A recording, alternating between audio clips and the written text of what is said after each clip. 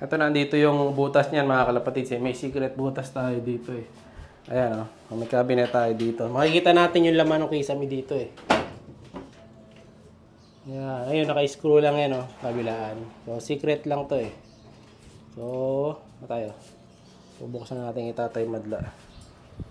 Ayan, para makita natin kung may laman. Kasi baka dito pala nagtatago yun eh. Para mapukusan na natin. Ay, puruin mo sa taas pa yung dinadali niya eh. No? Bakit hindi yung sa baba? So, sabihin dito siya nakatira sa side na to. Wala ako dun eh. Ayaw. Nalulost thread. Hindi, kuha tayong bagong screw. Ay mga kalapatids, nabuksan na yung pinto dito. So, may makikita na tayong kaunti. Ayan. So, mukhang wala naman dito kasi mainit din kasi sa area na to mga kalapatids eh. Kung nandito man yun, ayan, makikita na natin dapat. So, yan yung buong parte ng ilalim ng bubong natin eh. Ayan mga kalapatids, so, wala naman. No? So, all clear dito sa taas. So, saka mukhang hindi siya makakapagtago nga dito dahil dito ay mainit. No? Kung nandito man yon, dahil pinagpupokpok na rin namin itong pinolik na tapakan dito eh. Ano? Ang init na singaw dito mga kalapatids. So, hindi magtsatsaga pumunta dito yung sawa. So, sigurado, nandun sa may baba yun mga kalapatids. Pero titingnan pa rin natin kasi baka mamaya nandito pala eh. Ano? Sipat-sipatin lang natin yung mga sulok-sulok. Ayan, o kaya baka nandito, sa ganyan. Wala, kahit mga poops ng daga, wala naman eh. Wala rin daga nagtatago. Diba? Kung may daga to, nagtakbuhan na. So wala dito sa taas. Nasaan kaya yun? Tapos, nag-check ako dun sa ring number.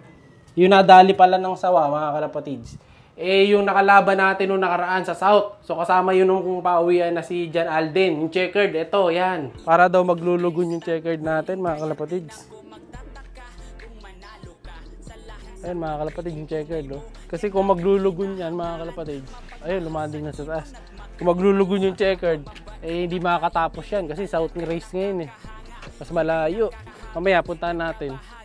Ayo, wala leg, no? Nawawala na yung balayibo niya sa leg, mga kalapatids, ayun, no?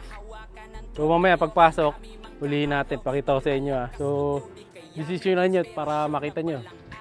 Wala leg niya, hindi pwede. Negativity siya, ayan o. Nakikita ko na yung hulma ng leg niya, mga kalapatids. Zoom natin. Ayan, nakikita niya ba? Ayan o. Yung leg niya para may hukay. Ibig sabihin niya, nalagas yung balayibo niya sa leeg. Ayan, lalanding na rin kagad to. Mabilis na pumasok yun eh. Yun, no? Kaya tayo sa taas. Base sa himas ko sa kanya, yung himas niya, ano eh, gumagalas na. Alam niyo yun, yung parang natatanggal. Tapos ito yung butot niya, ayan o. Hindi pantay-pantay.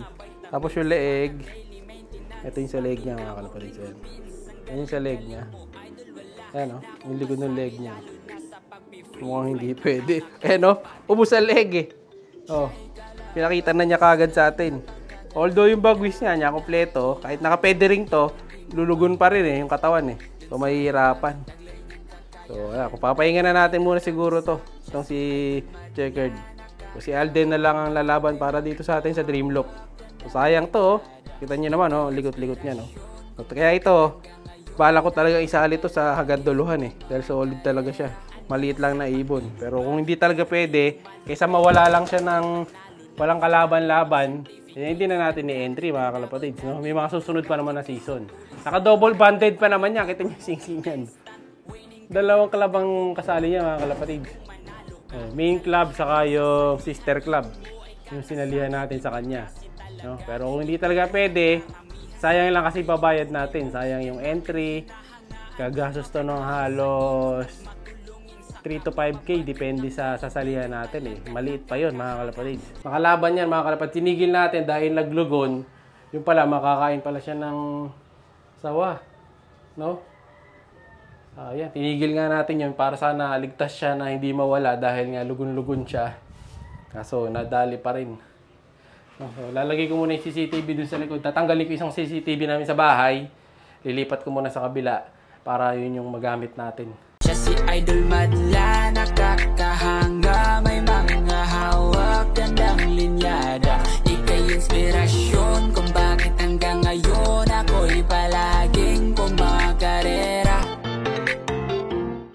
Ito, nalagyan ko na ng CCTV mga kalapatid sa yun, sa taas. So, tinanggal muna namin yung sa bahay. Ito yung kinabit natin. So, ayan, kita nyo, gumagalaw-galaw yan mga kalapatid, sumusunod kung saan may gumagalaw. Pero i-off ko yan. So, ipo-focus natin dun sa kuha na CCTV na yung kalapati na makukuha. So, ayan yung kuha ng CCTV, ano. So, live. Yan yung nangyayari ngayon mismo dito sa CCTV natin. Ayan siya. Ayan mga kalapatid. Pag lumipat tayo ng pwesto, susunod dyan, sumusunod dyan. Diba? So, kung sakaling yung sawa, pag lilipat ng pwesto, pwede niya sundan. Pero gagawin ko kasi dyan, yung steady lang, yung kita kalapate. Binuksan ko na rin yung pinto dito. So, yan na natin silang pumasok. Mamaya pa maglilinis mga kalapatids eh. No? So, yan natin pumasok yung mga ibon dyan. Yan, alis tayo dito. Tingnan natin. Ayan, pati to. Ayan sila mga kalapatids, nag-aabang. Gusto pumasok eh. So, tingnan natin yung magiging view nila sa CCTV pagpasok. Ayan, sara natin. Yan. So, ngayon, kulang na lang ako ng 2 CCTV pa. So, isa pa dito. So, yung bibiling kong sa pang CCTV, ibinili kong CCTV na isa, dito ko kakabit. Ayan, sa likod. So, sa kabila nung isang camera. Ayan. Kasi yung isa nandun sa kabila eh. So, baliktaran. So, isa pa dito. Para dito sa section na to. Tapos, dito sa loob na to, maglalagay din tayo dyan mga kalapatid. Para naman dito sa pesto na to. Ayan. Dun sa sulok naman. Sa taas. Mas mataas yung ano dito eh, kisame. Diyan naman natin lalagay. So palilibutan na natin ng ano to, CCTV. Yung hallway, makalagyan ko na rin. Tapos masabit. Hanap lang ako ng pesto o dito natin nilalagay or dito sa kabila. Pero parang mas malapit to eh. Baka dito na lang para makita natin yung hallway, yung ito, yung top view na ganyang hallway niya mga kalapatid. Yan. So makukumpleto na natin, no? Taga-taga lang. So yun ang unang step na gagawin natin. Kailangan makita muna natin, makilala muna natin kung ano talaga yung dumadali para yung mga pangontra magawa natin. Pero ano sa tingin nyo mga kalapatids? Ahas, sawa, bayawak o ano kaya ang dumadali sa mga ibon natin? No, sana di na maulit. Mamayang gabi check ko ulit. So, abangan nyo yung video. Sunod yung video ko ito ng gabi. Tingnan natin na yung madaling araw. So, yun muna mga kalapatids. Para sa araw na to. Like, share, subscribe. Ingat!